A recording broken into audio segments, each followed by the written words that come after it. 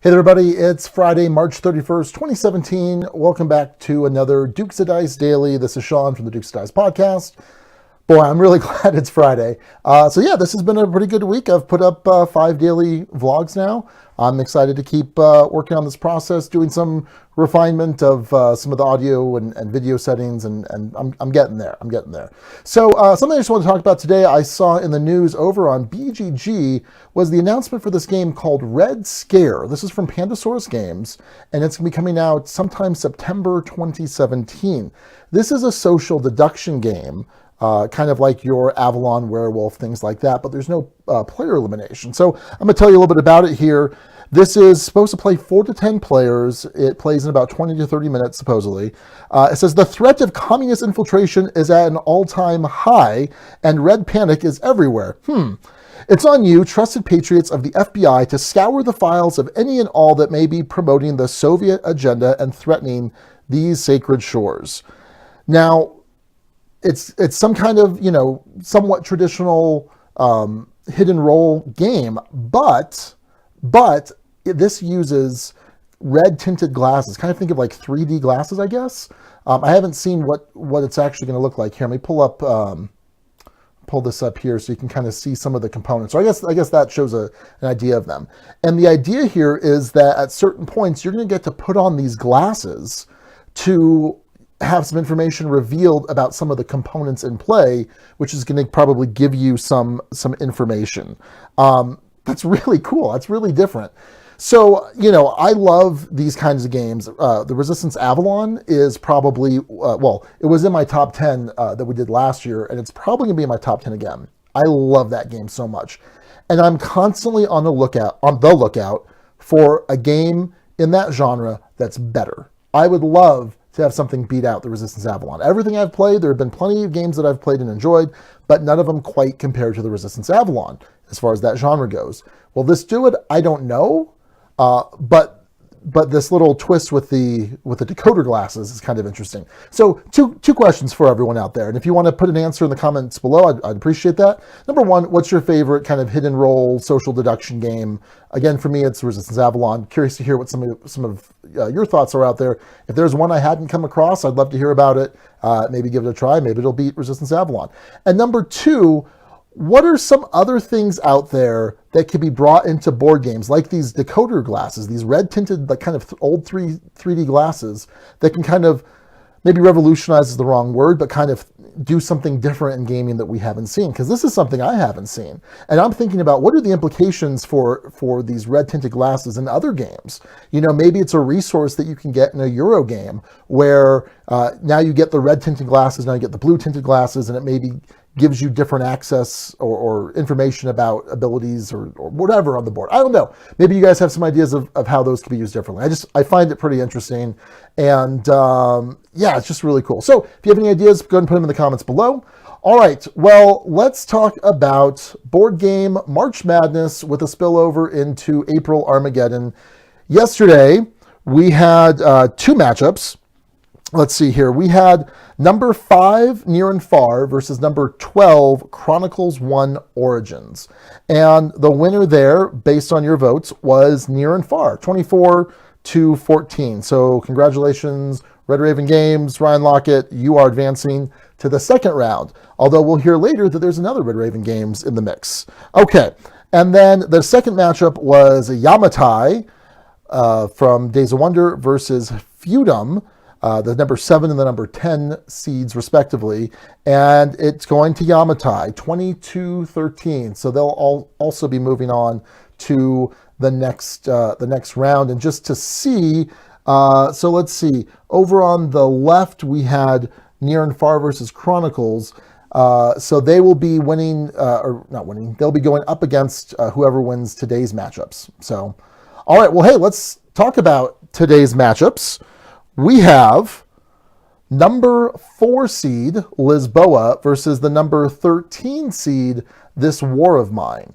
And so Lisboa, let's talk about it. It's by Vital Lacerda, who's done games like Kanban and The Gallerist. Heavy, meaty Euro, sometimes economic games.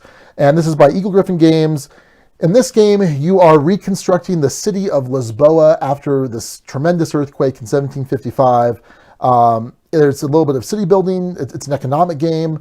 There's some hand management, some tile placement. It is beautiful. I mean, you can kind of look at the box there. It's gorgeous. And the board kind of looks similar. It's something about the Gallerist and this, they're just beautiful looking boards, and they're their own style. So I'm very excited for this. I did actually kickstart this one. Fantastic. Okay, this War of Mine, this is from Awakened Realms. It's designed by Michael Oryx, who's the designer of Neuroshima Hex. And this is a tabletop adaptation of the award-winning video game.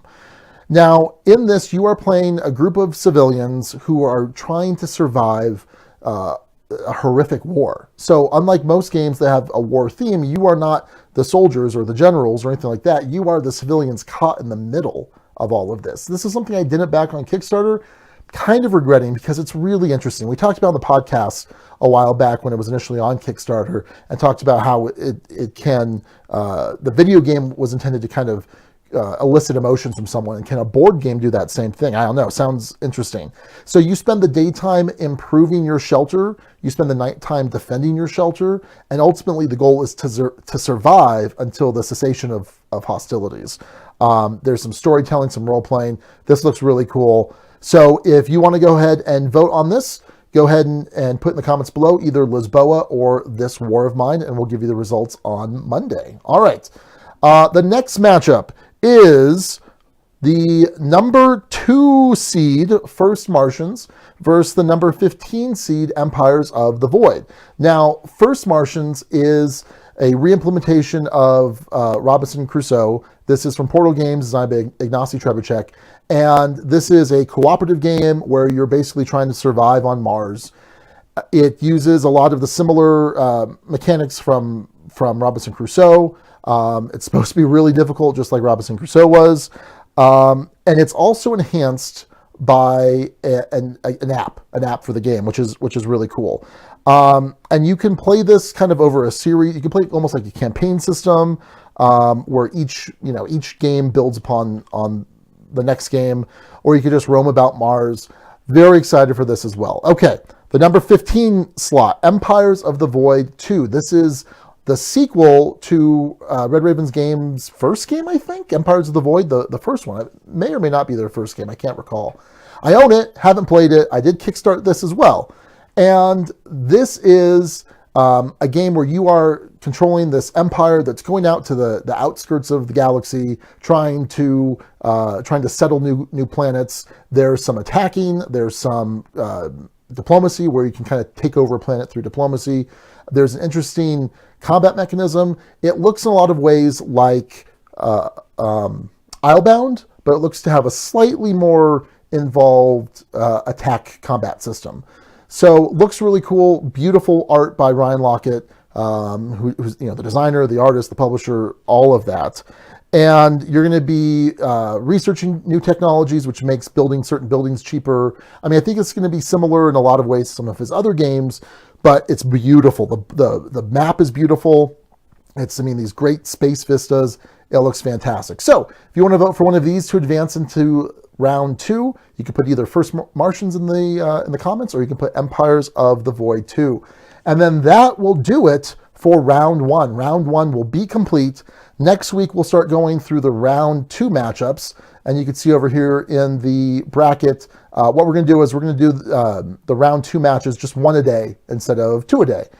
Just kind of wanted to get through these initial round 1 matchups. So yeah, I'm pretty excited to see how this is turning out. We've had a couple publishers, put the word out about their games, and I would encourage other publishers. I sent them some emails and some tweets.